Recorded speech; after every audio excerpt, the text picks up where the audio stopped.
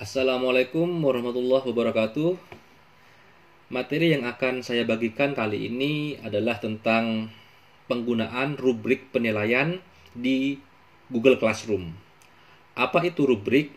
Mari kita simak bersama menurut teori atau definisi dari pakar pendidikan. Menurut Ahrens, rubrik adalah deskripsi terperinci tentang tipe kinerja tertentu dan kriteria yang akan digunakan untuk menilai. Jadi intinya ada kriteria dan tipe kinerja yang akan ditentukan guna menilai sebuah pekerjaan dari siswa. Menurut Bernie Dodge dan Nancy Pickett, rubrik adalah alat scoring untuk assessment yang bersifat subjektif, yang di dalamnya terdapat satu set kriteria dan standar yang berhubungan dengan tujuan pembelajaran yang akan diakses ke anak didik.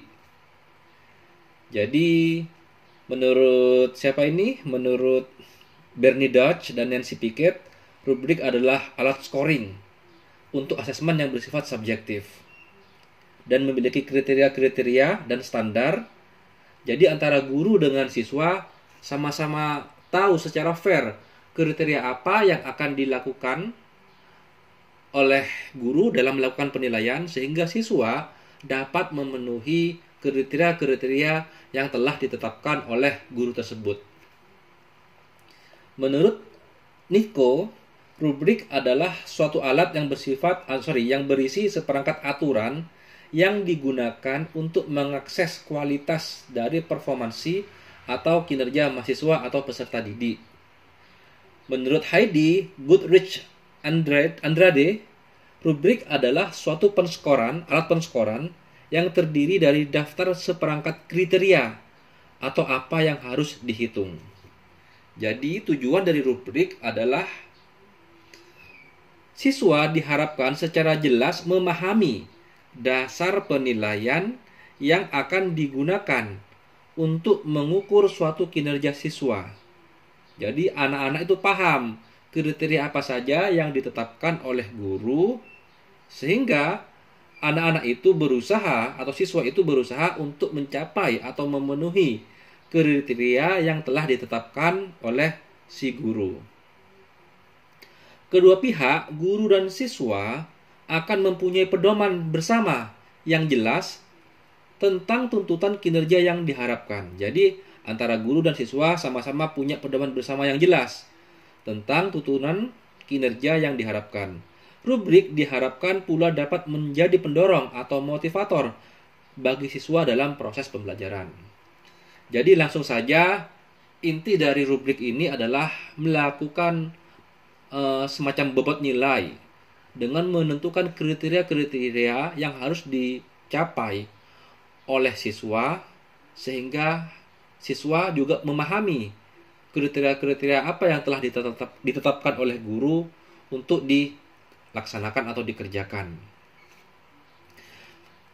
Penggunaan rubrik ini bisa beragam Bapak Ibu. Kalau saya pribadi sebagai guru bahasa Inggris, bisa saja saya melakukan atau membuat rubrik ketika saya melakukan tes reading ataupun speaking. Atau juga bisa digunakan ketika saya melakukan penilaian ketika membuat soal atau tugas essay, misalnya membuat text explanation dan lain-lain. Langsung saja saya akan praktekkan bagaimana cara membuat rubrik penilaian di Google Classroom. Pertama-tama, Bapak Ibu harus membuat sebuah tugas. Caranya klik Classwork.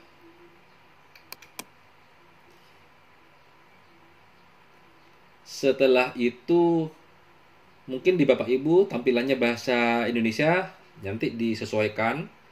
Kalau di bagian saya ini kita klik Create atau Buat, lalu pilih Assignment atau Tugas.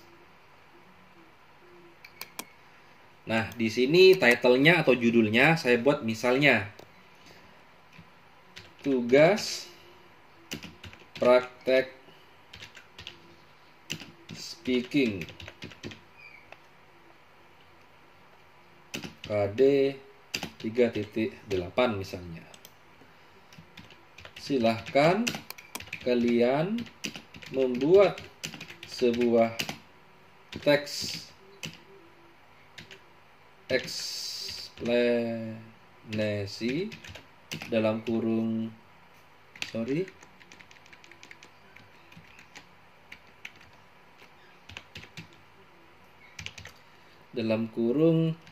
explanation text.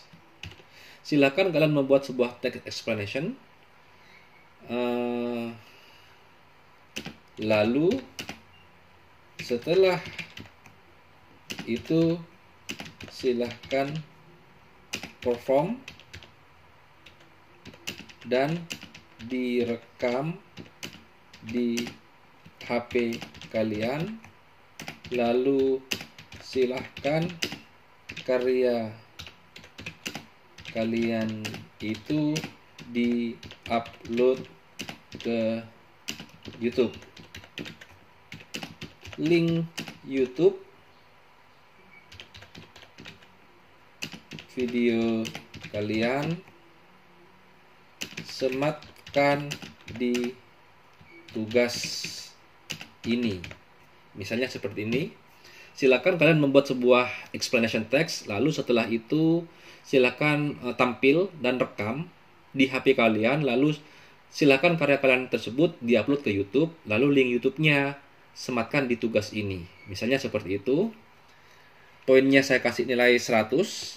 Misalnya batas akhir waktunya misalnya minggu depan, misalnya seperti itu. Jamnya enggak usah. Topiknya misalnya apa, kita buat topik baru. Misalnya KD 3.8 misalnya. Nah, di bagian rubrik ini silakan Bapak Ibu klik plus rubrik atau buat rubrik. Langsung saja saya buat rubrik. Ada 3 pilihan di sini. Yang pertama ada create rubrik atau membuat rubrik baru. Yang kedua adalah reuse rubrik, artinya menggunakan rubrik yang telah ada, yang telah Bapak Ibu buat. Yang ketiga import from sheets, atau Bapak Ibu sudah membuat di Google Sheets, lalu Bapak Ibu silahkan import. Apabila Bapak Ibu mau membuat template dari Google Sheet, silahkan Bapak Ibu bisa download di deskripsi video ini, saya sudah siapkan linknya. Jadi nanti seperti ini. Tapi kalau Bapak Ibu mau membuat sendiri juga silahkan. Kalau saya lebih baik membuat sendiri saja, karena Bapak Ibu bisa mengatur-atur sendiri nanti seperti apa mau rubrik yang Bapak Ibu buat itu. Langsung saja saya pilih create rubrik, artinya membuat rubrik baru. Nah, di sini kita centangi use scoring, ada perskoran di situ. Langsung misalnya kriterianya. Karena ini tugas speaking, maka ada kriteria-kriteria yang harus saya tentukan. Misalnya yang pertama, pengucapan.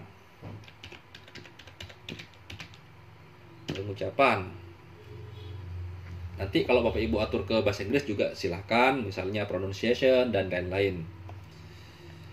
Lalu saya buat di sini kalau mau membuat deskripsi juga boleh. Misalnya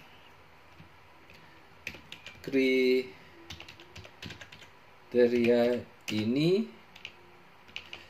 atau silahkan cek poin beserta deskripsi per poin, misalnya seperti itu. Ini fleksibel, Bapak Ibu bisa atur-atur sendiri deskripsinya seperti apa. Sekarang kita beranjak ke bagian penskoran. Misalnya saya kasih ini skornya 5. Poinnya 5 yang paling tinggi. Lalu level title-nya misalnya mudah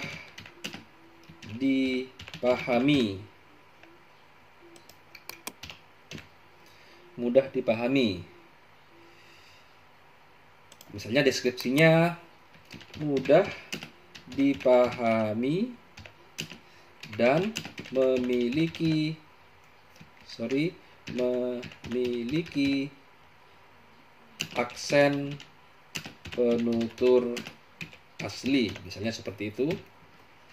Lalu setelah saya membuat poin pertama yang paling tinggi, saya buat poin selanjutnya. Terserah Bapak Ibu mau di sini poinnya 1 dulu, lalu di sini 2, 3 dan seterusnya. Silakan. Kalau saya dari yang tinggi ke bawah.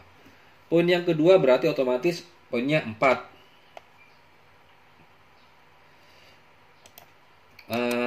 Di sini mudah dipahami plus misalnya. Ada tambahan plus. Di sini mudah dipahami. Tetapi di bagian deskripsi mudah dipahami meskipun dengan aksen tertentu, dalam kurung bukan aksen penutur asli, misalnya seperti itu. Ini D-nya D kecil. Setelah kita membuat 2 poin, kita membuat poin yang ketiga. Poinnya ini yang di bawahnya 3. Misalnya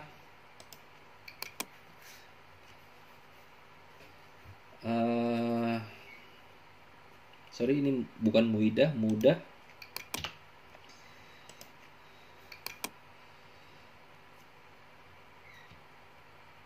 Poinnya misalnya 3, title-nya atau deskripsinya dulu deh. Ada masalah pengucapan yang membuat pendengar harus konsentrasi penuh dan kadang-kadang ada kesalahan, misalnya seperti itu. Mudah dipahami plus mudah dipahami ini sedikit susah, misalnya seperti itu ya. Susah dipahami. Setelah itu kita buat yang poin 2. Poinnya 2. Di sini sulit, misalnya sulit dipahami. Deskripsinya sulit dipahami karena ada masalah pengucapan, sering diulang atau sering berulang kesalahannya, misalnya seperti itu. Jadi poin 5, 4, 3, 2 sudah dibuat. Kita buat poin yang terakhir, poin yang terbawah. Poinnya 1. Di sini tidak bisa dipahami. Deskripsinya masalah pengucapan serius sehingga tidak bisa dipahami. Nah, seperti itu caranya. Apabila Bapak Ibu mau membuat penskoran yang lain, silahkan. Tetapi saya cukupkan ini saja dulu. Apabila Bapak Ibu mau menambah kriteria yang lain, maka Bapak Ibu bisa menambah add a criterion di sini. Misalnya mau menambah penskoran masalah tata bahasa dan lain-lain. Saya cukupkan saja, langsung saya klik save.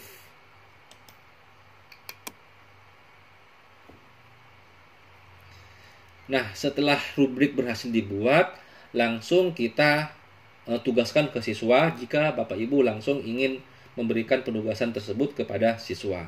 Saya langsung saja klik assign misalnya.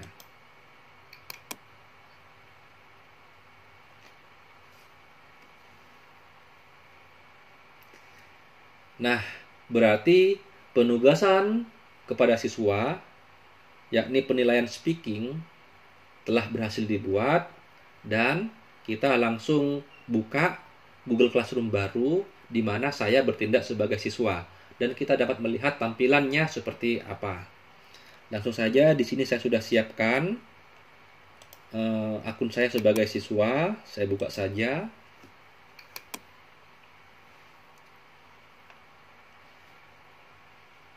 Ini ada tugas baru, kita buka.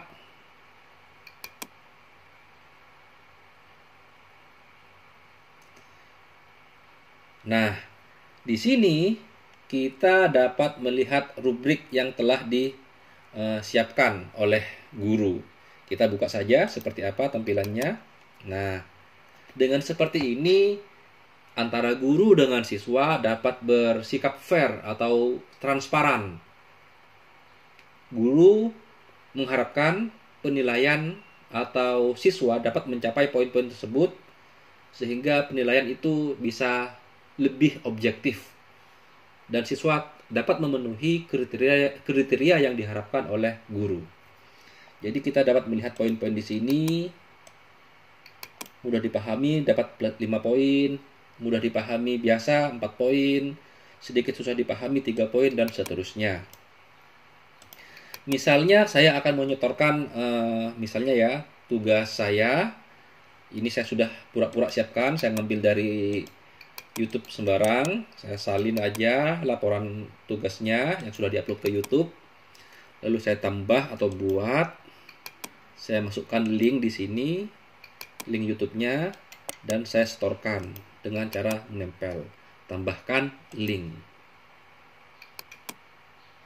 Setelah itu saya klik serahkan, berarti saya sudah berhasil mengumpulkan tugas praktek speaking ini. Atau bukan speaking ya, lebih tepatnya speaking performance seperti itu. Atau reading performance. Saya klik serahkan. Klik serahkan. Lalu bisa saja saya menambahkan komentar pribadi di sini. Sudah, Pak. Terima kasih misalnya. Lalu saya klik serahkan. Nah, setelah ini kita dapat melihat kembali bagaimana tampilan apabila ada siswa yang menyetorkan tugasnya yang telah disisipkan oleh rubrik penilaian. Langsung saja saya buka lagi tugas tadi yang barusan saya buat. Ini saya buka, saya klik, ada yang sudah turn in di sini, saya klik view assignment.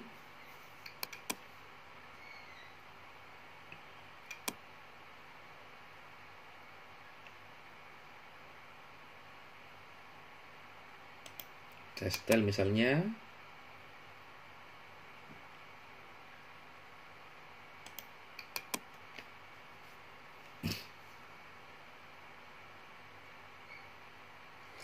Assalamualaikum warahmatullahi wabarakatuh. I am Sedaningsi Rosita Dewi from the 11th grade of Science 4. I will give a little explanation about the tsunami. Tsunamis are large water waves caused by disturbances on the ocean floor. The name tsunami. Oke, anggaplah sudah selesai. Saya klik saja di sini. Nah, setelah saya mengklik bagian ini yang sudah di store, jadi ada beberapa cara untuk melakukan penilaian.